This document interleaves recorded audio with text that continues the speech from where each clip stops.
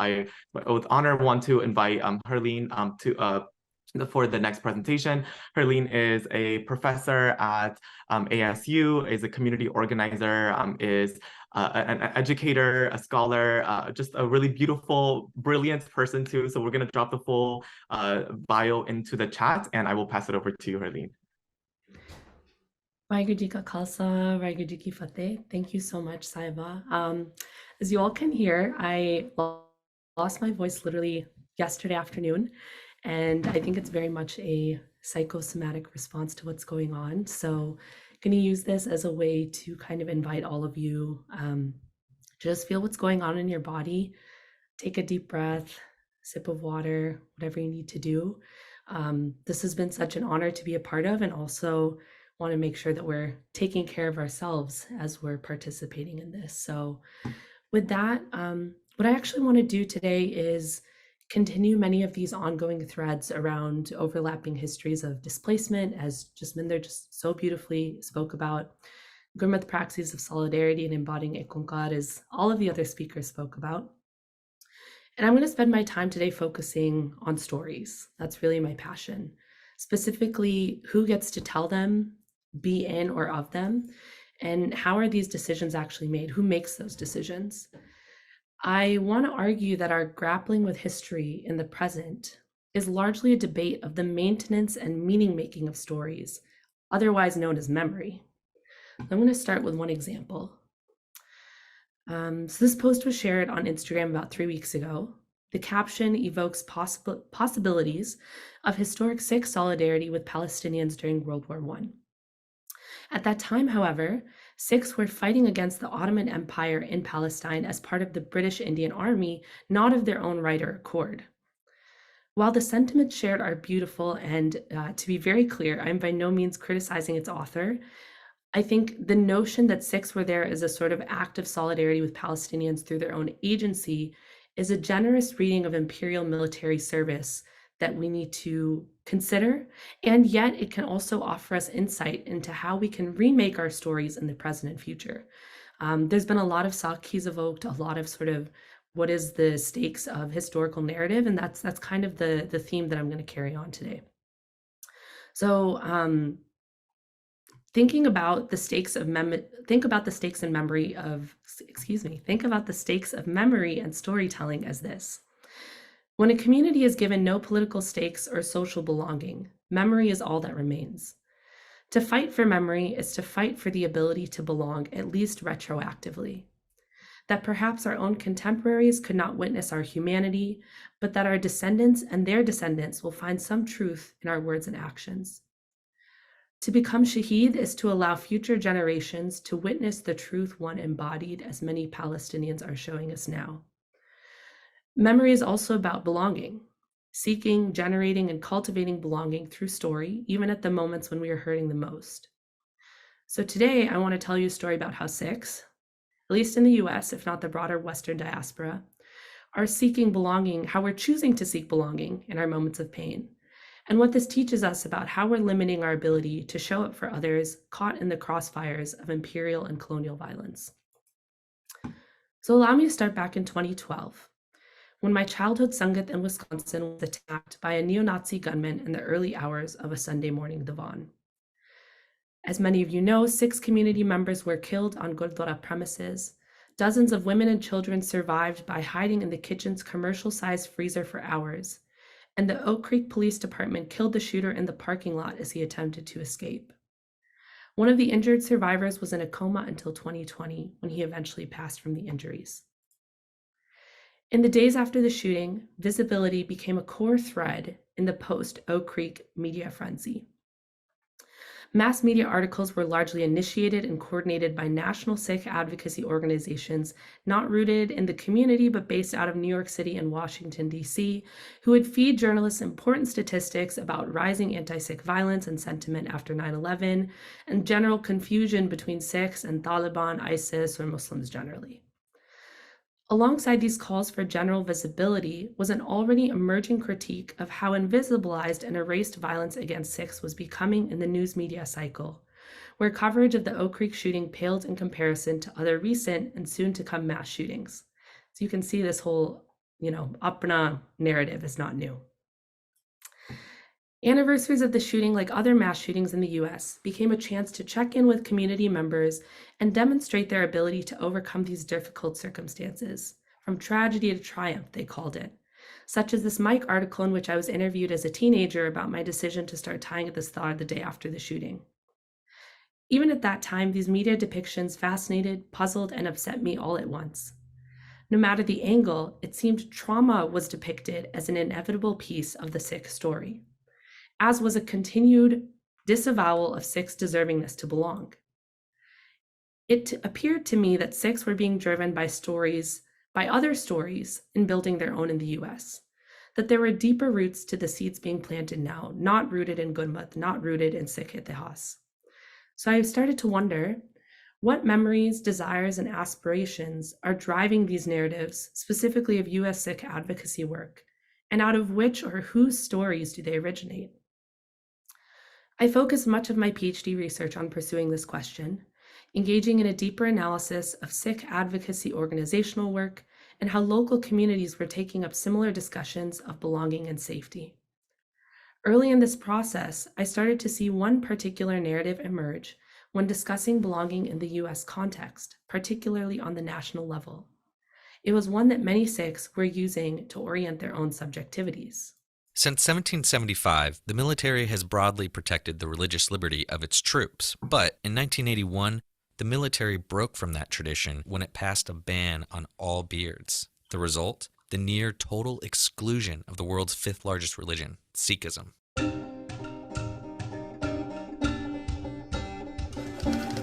In the early days of the Sikh religion in South Asia, Sikhs suffered severe religious persecution. Defending themselves and their neighbors became a core part of their identity. Since then, Sikhs have populated armies worldwide and earned a reputation among the world's best warriors. I've had this fascination with a soldier's life ever since I was a little kid. Hearing stories about my great-grandfather serving in World War I.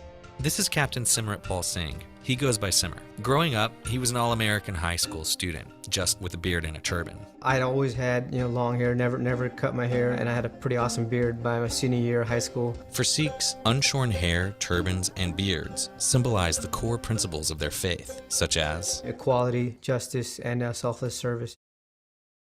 So, as one of you already raised in the questions, as I found, the project of belonging for Sikh Punjabis in the US, and Canada too, I think, at least in the near decade since the Oak Creek shooting, has largely become one of the incorporation of embodied Sikh identity into military and police uniform protocol.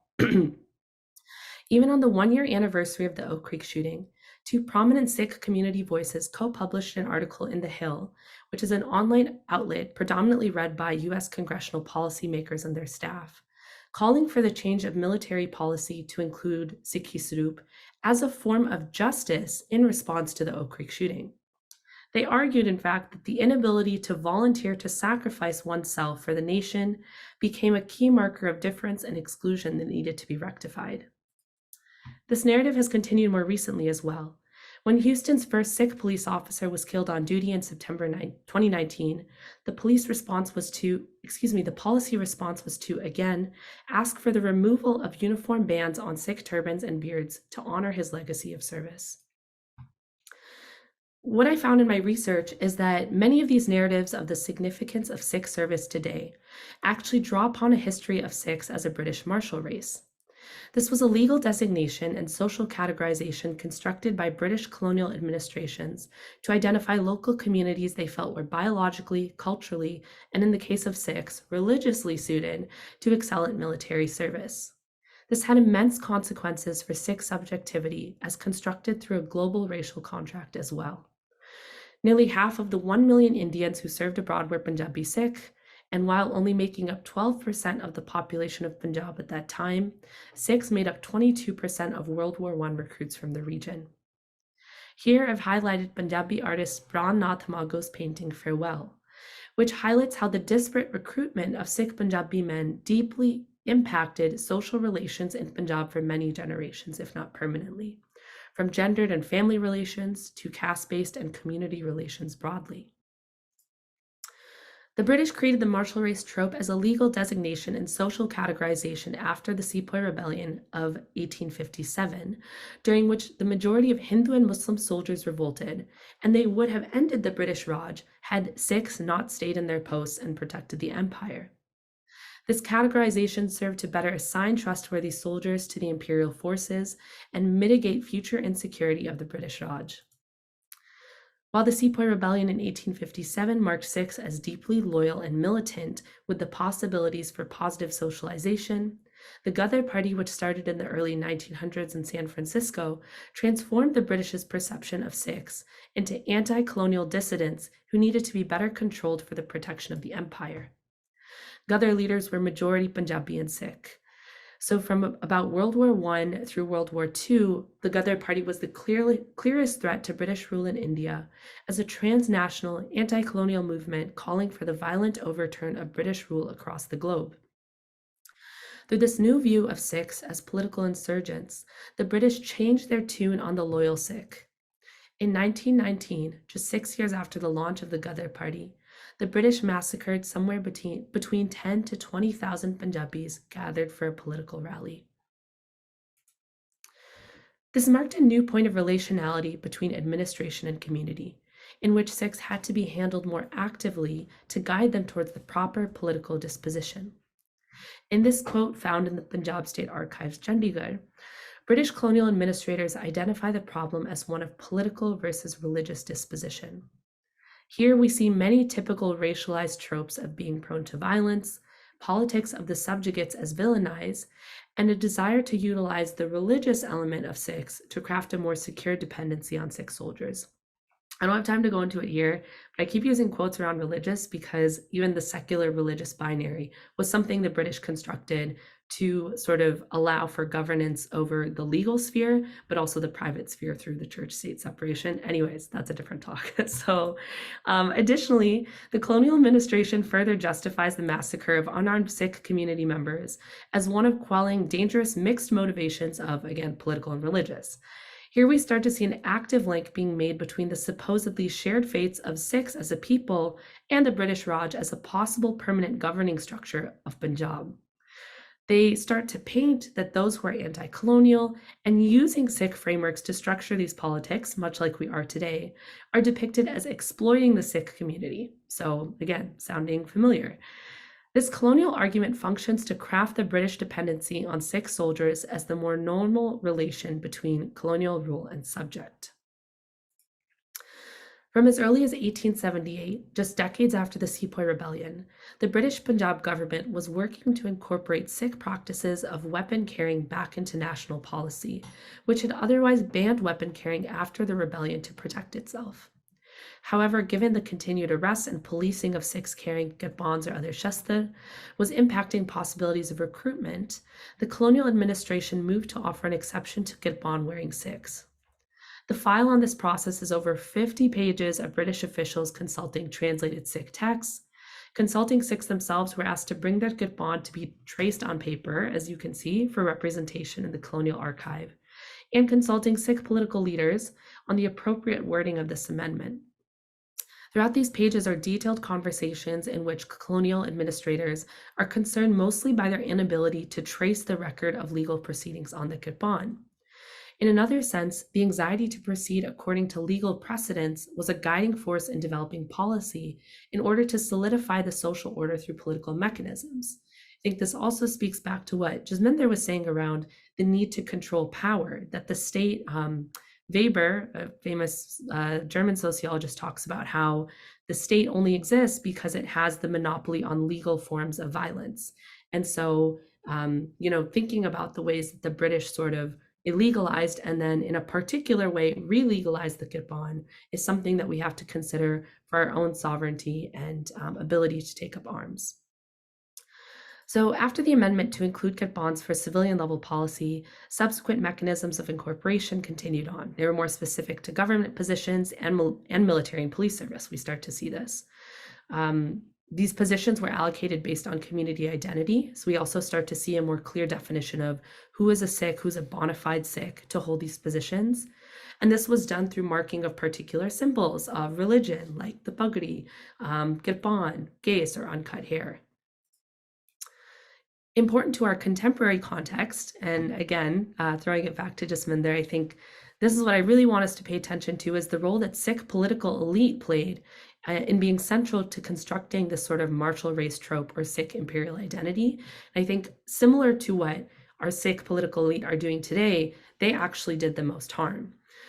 So this quote here is from a letter from Yadvinder Singh, who was the last Raja of Patiala. Yadvinder Singh actually created something called the Khalsa Defense League, whose sole purpose was to, quote, ensure a steady flow of recruits from amongst the Sikhs, end quote. If you read further into this paragraph, he very specifically links this to a very racial idea of Sikhs, similar to what the British constructed, as an elite class whose blood lineage traditions needed to be preserved.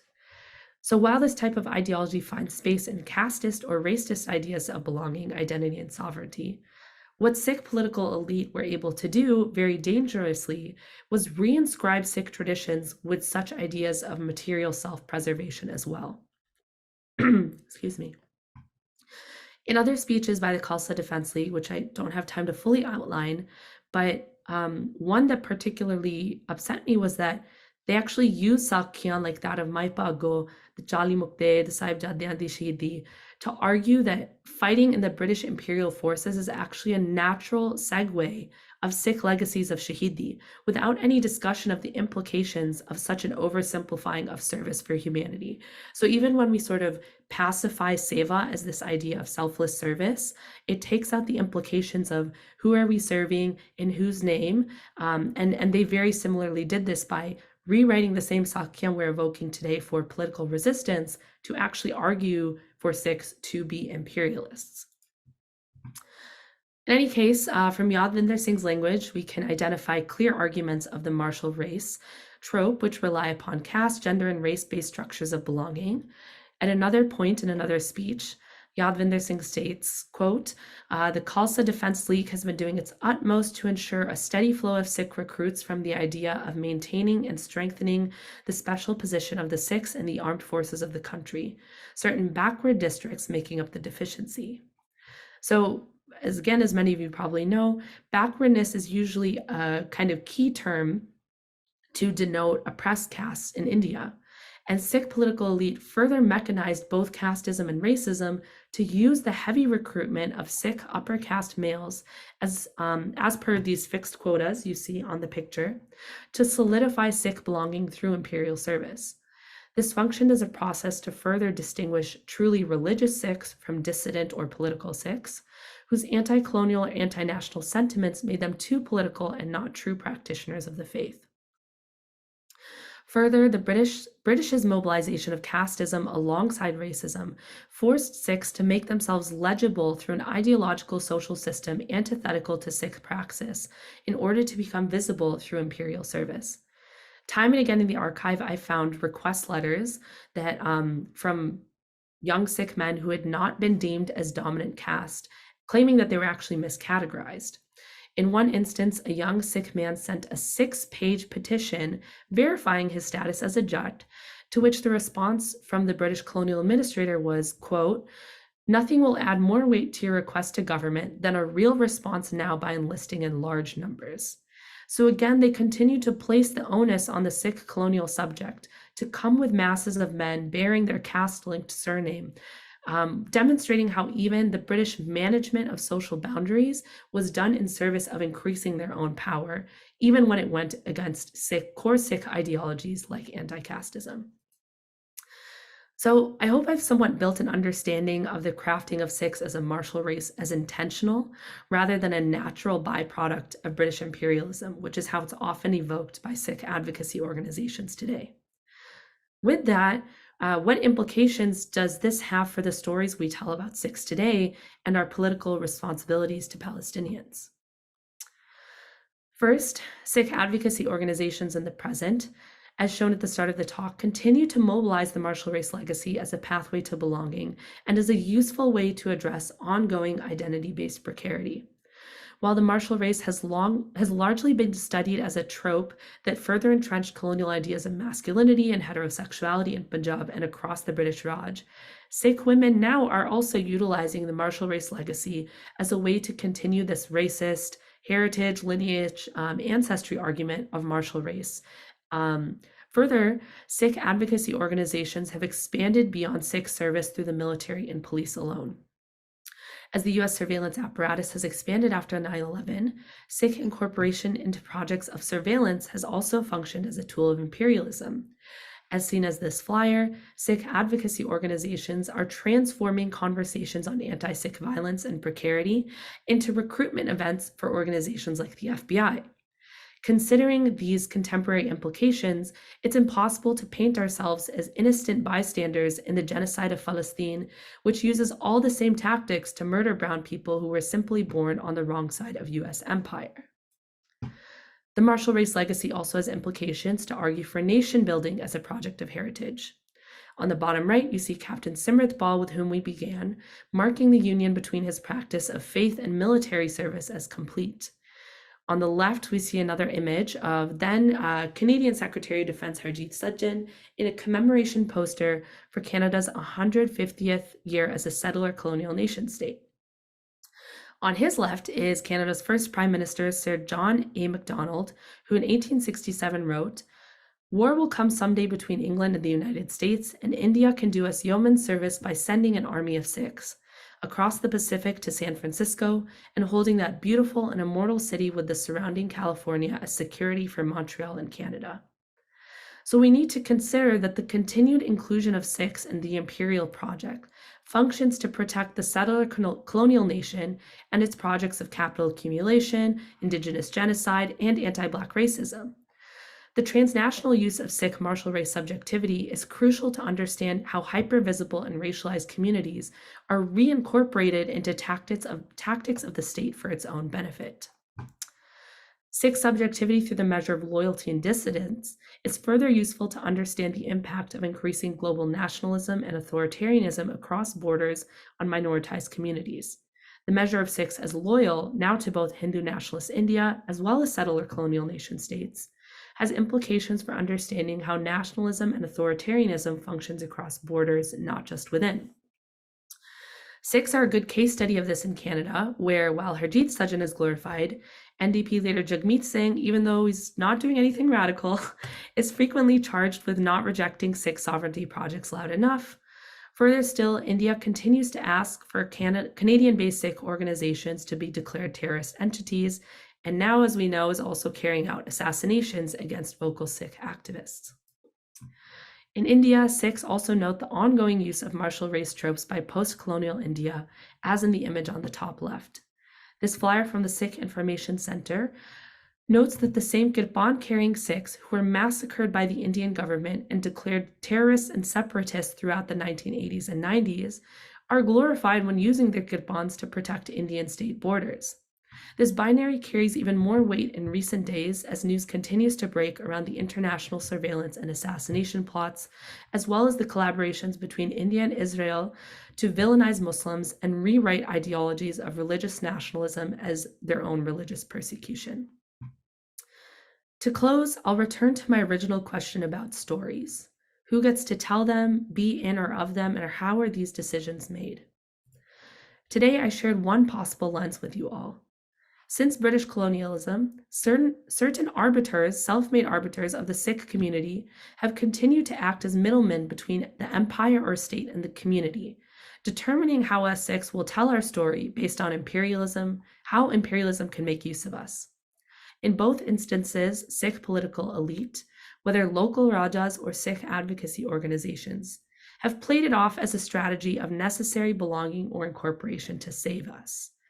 The issue with these two parallel instances of Sikh incorporation is that through a sleight of hand, it plays off the state or empire's own needs for survival, power, and control, and turns them into perceived needs of the community for belonging, safety, and security. Falsifying promises of worldly safety is to forget or even reject that a life goal of becoming Khalsa is to already always accept the inevitability of death. Belonging offered anywhere but the Guru's Sharan is a temporary farce. So then, what are alternative ways to think about memory, belonging, stories, and sovereignty? If Sikhs reconsidered the service of our bodies to state and imperial powers, and instead reminded ourselves that these bodies are simply here as conduits for the Guru's work, for the Guru to take shape through our bodies, heads lain in the lap of the Guru to do as they direct, what would Sikh nation building, solidarity work, and sovereignty look like instead? Could we no longer hyper-focus on ourselves as victims, limiting our possibilities for meaning-making and memory? Could we actually charge forward with the innate sovereignty of a Kalpurukh to truly enact Sri Vaheguru Ji Ki Fateh in all lands where Vaheguru's creation is violated? Telling a new story, making a new memory, becoming free again. Palestine Zindabad, Bol Chokdi Khema, Vaheguru Ji Ka Khalsa, Vaheguru Ji Ki Fateh. Waheguru Ji Ka Khalsa, Waheguru Ji Ki Fateh. That was so beautiful. Thank you so much, Harleen. Just so much love coming across the chat, across messages folks are sending over as well. A quick question that I wanted to ask before we move to the last presentation, and thank you for folks who are still joining on. We're running just a little late, so we have one last presentation. And before we move into that, just one last question that I had for Harleen that came in is, thank you so much for historicizing the social political realities around Sikh participation in militaristic and imperial projects in both colonial British India and US contexts. Thinking more on the transnational, can you speak to how we can understand and act on the case of complicity of Sikhs in furthering violence in Kashmir as part of this thread of tropes around Sikhs as the perfect and loyal subject to be enlisted in the military and the co-optation of armed struggle that is so central to Sikhi? Yeah, wow. No short way to answer that. I think Nanky actually set up a lot of those connections really well. So I'll kind of, I guess, go back to those. But I think we need to remember, and Guru Sahib reminds us often that any sense of self is always relational, and to build any sort of relationality through I-ness, as Jasleen talked about, means that we are sort of furthering the violence of difference. We are forgetting this notion of ikkonkar, right? Like this idea of apne. If we really think about apne from a Gurmat sense, everyone is apne. But if we allow ourselves to play into state-made narratives of the ideal citizen, the ideal soldier, that means we are inevitably doing that at the cost of another entity, another drop in the ocean of Vaheguru. And so I think that, thinking about so that's kind of the material relationality that we need to contend with, because Guru Sahib asks us to be in the world, even though, we are of the world, and so we have to contend with that. But to rise above that means that how do we re-understand our relationality through Vaheguru? I think so many people have commented on this idea of being nirvad, not being afraid that anything we think we have is an illusion to begin with, is part of the illusion of Maya.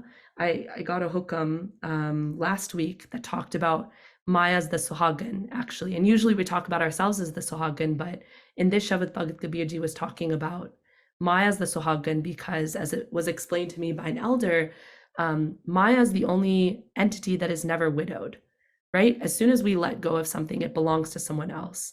And so if we fool ourselves into thinking that Harsha talked about losing all these jobs, none of those belong to us to begin with. Allowing Guru Sahib to use our body, use this body as a conduit, doesn't belong to me, will remind us that to center any sort of like Sikh identity making that is exclusively for a Punjabiyat Sikhness is inherently going to be against politics of ikkonkar. I feel like that was all over the place, but thank you for that question. Maybe I can add more in the chat later. No, thank you so much for such a beautiful way of putting it together too. Thank you for the whole presentation and for answering that. And with